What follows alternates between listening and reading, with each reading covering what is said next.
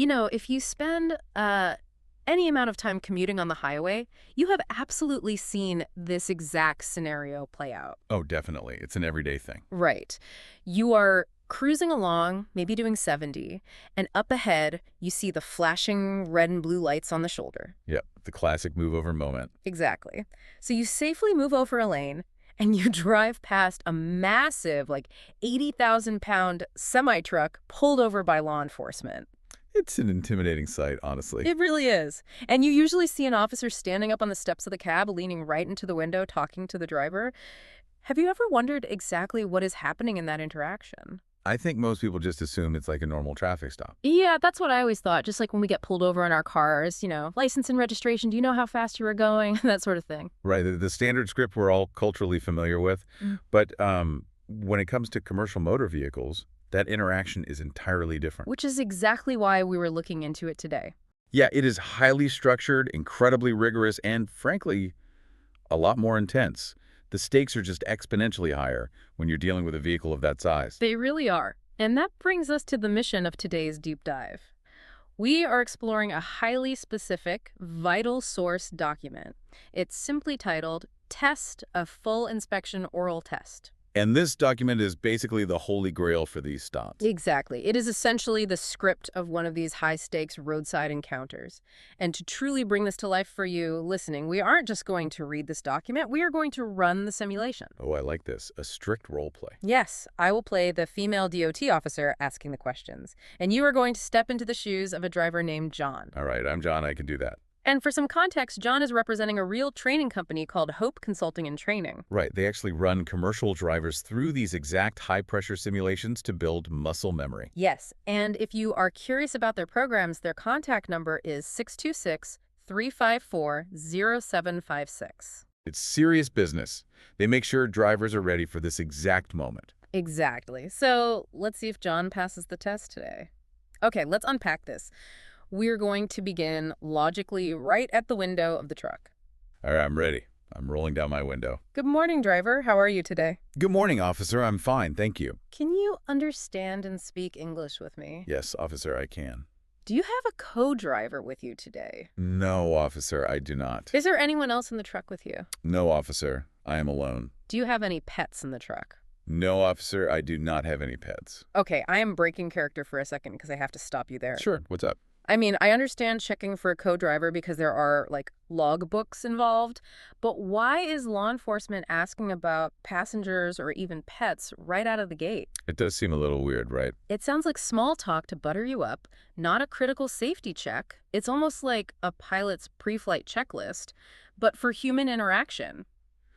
Why such a specific focus on passengers and pets? What's fascinating here is the systematic elimination of variables. Oh, okay, eliminating variables. Exactly. It might sound like casual conversation, but the officer's ultimate goal in those first 30 seconds is to assess the immediate environment. By confirming John is completely alone, with no pets, the officer isolates the driver's total responsibility for the vehicle. Wow, so it's about stripping away any potential distractions before even looking at the truck itself. Precisely. You have to think about the environment of a sleeper cab. Right, they're huge. Yeah, it's not just a vehicle. It's an office, a dining room, and a bedroom, all rolling down the highway at 65 miles an hour. If there's an unauthorized passenger, that completely changes the liability framework of the stop. That makes total sense. And the pets? The pet question is deeply practical. You really don't want an 80-pound German Shepherd jumping onto the driver's lap or aggressively defending the window while the officer is trying to conduct a detailed, sometimes confrontational inspection. Oh, wow. Yeah, I didn't even think about the safety of the officer leaning into the window. Exactly. It's all about ensuring the stage is completely clear before proceeding to the complex regulatory stuff. Okay, that is super logical. You can't audit a driver who is wrestling with a protective dog. Definitely not. So, with the cab secured and the communication baseline established, the inspection naturally shifts from the person to the purpose. Right, verifying the legal right to operate. Exactly, and finding out exactly what they are transporting. So let's get back into the strict role play. Here we go. Please show me your CDL and medical card. Yes, officer. Here my That's CDL and medical card. Perfect. And just a quick note for you listening, that medical card is vital. It proves the driver is physically fit to handle a rig. Yeah, which is a massive step up from a standard driver's license. For sure. Okay, continuing the script. I also need your registration and insurance. Yes, officer. Here are the documents. Let me see your bill of lading. Yes, officer. Here's my bill of lading. And for clarity, the bill of lading, or BOL, is essentially the receipt and manifest for the cargo. What are you hauling today? I am hauling auto parts. Where did you pick up this load? I picked it up in Detroit, Michigan. Where are you delivering this load? I am delivering it to Los Angeles, California. Is this your only load today? Yes, officer. This is my only load. Okay, stepping out of character again, I have a question about that last part. Fire away. Why does the officer care if this is his only load today? If the paperwork for the current load is perfectly legal, what does that piece of information reveal?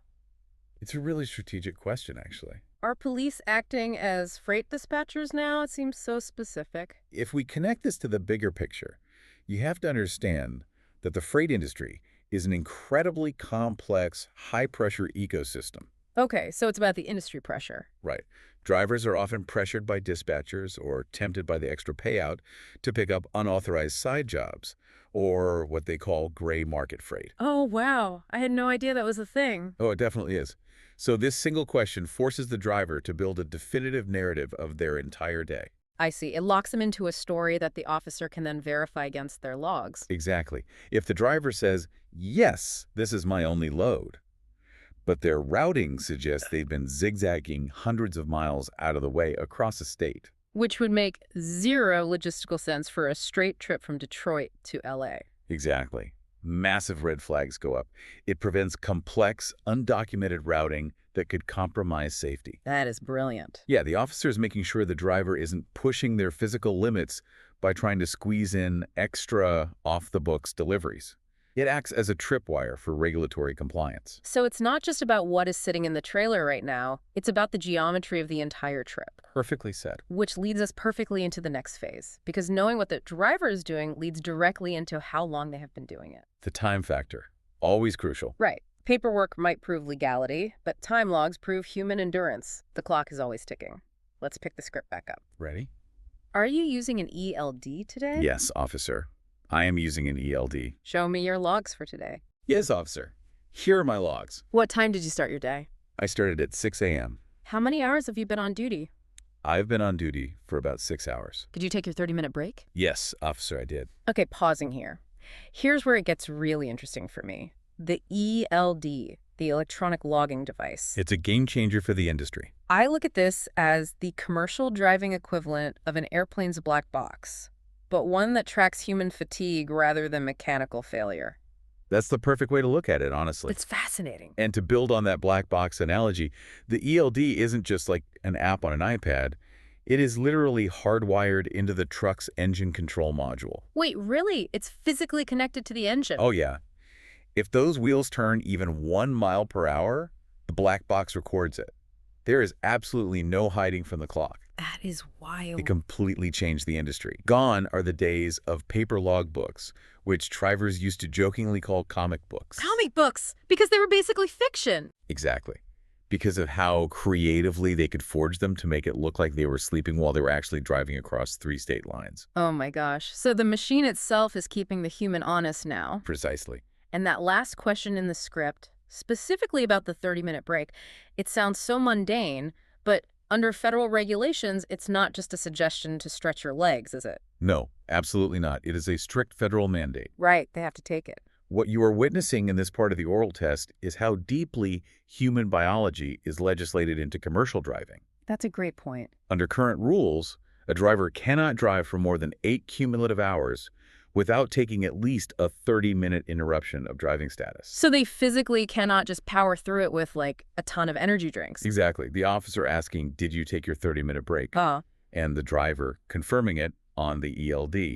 That is the legal verification of rest. It's the societal acknowledgement that getting the cargo to its destination is always secondary to the mandated biological requirement for the driver to be alert. Hit the nail on the head. It's just crazy to think about a job where your legally mandated coffee break is actively audited by law enforcement on the side of the highway. It really puts the pressure into perspective. It really does. So, the driver is legally authorized, strictly routed, and officially rested. Now, the officer's focus has to shift from the human to the machine itself. The 8,000-pound, well, 80,000-pound machine. Exactly. Is this 80,000-pound behemoth actually safe to be on the road? This brings us to the mechanical audit, both in-cab and exterior. Let's get back into character, John.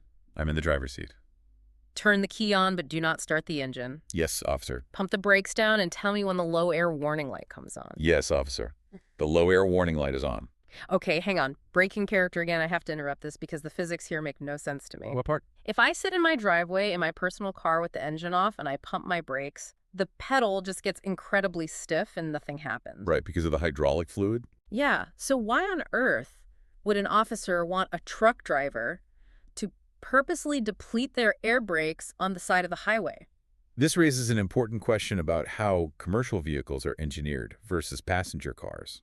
Okay, explain this to me because it sounds counterintuitive. It's actually a matter of brilliant mechanical fail-safes. Think about your personal car. You have hydraulic brakes. Fluid pushes the brake pads. Right. If you lose brake fluid, say a line gets cut, you lose your brakes entirely. The pedal goes to the floor, the car fails deadly, and you cannot stop. Which is terrifying. Extremely terrifying. But air brakes on a semi-truck work in the exact opposite way. Opposite? How so? In a semi, there are incredibly heavy mechanical springs at each wheel, constantly trying to apply the brakes, pushing the pads against the drums. Okay, springs are pushing the brakes on. Yes. The truck uses a massive onboard air compressor to generate air pressure to push those springs back, which releases the brakes so the truck can actually move. Wow, I had that completely backward. The air isn't stopping the truck. The air is what allows the truck to go. Exactly. If a semi-truck loses air pressure, say a line gets cut or the compressor fails, those heavy springs take over and automatically, violently lock the brakes. So the truck stops itself. Yes, it fails safe. Yeah. So when the officer tells John to pump the brakes down, she is having him intentionally bleed the air out of the system while parked to test the threshold. Ah, I see. To make sure the warning system works. Right. The officer wants to verify that the low air warning light and the buzzer activate properly before the pressure drops so low that those emergency spring brakes lock up. That makes so much sense now. It ensures the driver will get a blaring, unavoidable warning while driving down the highway, giving them precious time to pull over safely before the truck stops itself in the middle of a 70-mile-per-hour lane. That is incredible engineering. It's essentially testing the truck's panic button to make sure it screams before it actually acts. That's a great way to put it. Let's finish the exterior checks in the script. Getting back into character. Sound the city horn, please. Yes, officer. Now sound the air horn. Yes, officer. Turn on your headlights and marker lights. Yes, officer. Show me your left turn signal. Yes, officer. Now switch to the right turn signal. Yes, officer. Turn on the four-way flashers. Yes, officer. Press the brake pedal for me. Yes, officer. Did you do a pre-trip inspection today? Yes, officer, I did. What did you check during your pre-trip? I checked the tires, lights, brakes, fluids, and coupling system. Okay, stopping the role play there. That sounds like a fairly basic checklist. It sounds basic, yeah. But what are the actual stakes here? If a driver rushes through this pre-trip, what actually goes wrong out on the road? The stakes are catastrophic. That list is the absolute holy grail of commercial motor vehicle safety. Really? Just those 5 things? Every single time a driver starts their day, they're required by law to physically walk around the truck and inspect those specific elements. We aren't just talking about a flat tire here. Right, a blowout on a massive truck is different. Yeah, a blowout on a commercial tire at highway speeds sends heavy rubber shrapnel into the windshields of the cars behind it. Oh, wow. And lights are critical because a dark trailer stretching across a highway at night is essentially an invisible wall. Terrifying. We just discussed the immense power of the brakes. With fluids, if an 80 psi oil line blows because it wasn't checked, it slicks the highway behind the truck, causing instant multi-car pileups. Which we see on the news all the time. Exactly. And the coupling system, the fifth wheel, is the massive locking jaw that connects the tractor to the trailer. What happens if that fails? If that fails, an 80,000-pound trailer becomes a completely unguided missile. Good grief. So the officer making John recite those 5 things is making him verbally commit to his professional duty. It's accountability in real time. Staring the officer right in the face. Exactly. Okay, so we've covered the human, the paperwork, the fatigue, and the mechanics. The truck is safe, the paperwork is perfect, and the driver is rested. Almost done. Right. The final step of this oral test ensures the driver can accurately interpret the external environment they are about to re-enter. Let's finish the script. Ready. What is this sign? What does it